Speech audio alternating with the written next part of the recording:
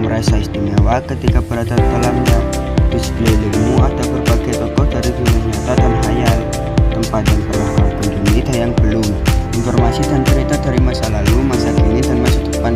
Semua terpadu, semua berada dalam genggamanmu. Saat berada di antara buku, tidakkah kau merasa menjadi raja dan ratu? Ruang dan waktu seolah menyatu tanpa batas. Kau bisa terbang melintasi sekat negara dan melewati berbagai zaman. Kau bisa menyelam ke dalam samudera, melayang di angkasa, berjalan dengan angkasa tua, dan berkelana di tengah padatnya kota, juga di rimba raya. Kau tahu, buku adalah jendela dunia, kunci pengetahuan dan pintu wawasan. Muhammad Hatta, sang proklamator, berkata, "Aku rela di penjara asalkan pertama buku, karena dengan buku aku bebas." Melalui buku, manusia bisa bebas dari ketidaktahuan. Tempat-tempat yang dipenuhi buku adalah harapan berkembangnya pengetahuan dan wawasan. Apa jadinya jika kota tanpa buku? Pantaskah dia disebut kota? Di kota itu mungkin dapat datang dari sumber lain, dari koran, televisi, atau internet. Mungkin informasi dan cerita datang dari cerita nenek moyang, bagai dongeng sebelum tidur. Irama warga pun beda.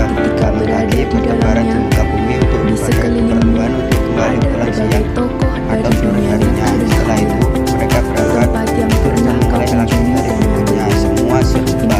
Di kota itu mungkin ada bangunan bernama perpustakaan. Dalamnya buku beres dalam rak yang tak terjemah. Dia datang meraih membuka halaman demi halaman dengan sukacita. Mungkin juga ada tumpukan buku di sudut sekolah yang merasa menjadi raja dan jarang ratu, dikunjungi, jarang dibaca. Di sana terombok tanpa nyawa. Bagaimana dengan kotamu? Mungkin kau tinggal dengan kota yang megah, atau di dan sempit di dasar bukit, di sisir atau di kaki gunung. Adakah perpustakaan, taman bacaan, atau toko buku dekat rumahmu? Jika ada, apakah tempat ini menjadi wadah berkumpulnya anak-anak dan warga, menjadi pusat berkembangnya wawasan pengetahuan, atau hanya menjadi pajangan?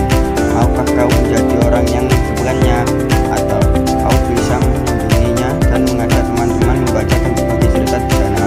Jadikan tempat itu sumber kegembiraan dan pengetahuan. Jika tempat itu belum ada, maukah kau menjadi orang yang memulai menghadirkannya? Kau bisa memulainya dari sebuah sudut di teras rumahmu. Ajak temanmu memulai langkah baru. Jangan biarkan waktu berlalu tanpa buku. Siapapun dirimu, bersahabatlah dengan buku. Dia akan teman setiamu sepanjang waktu.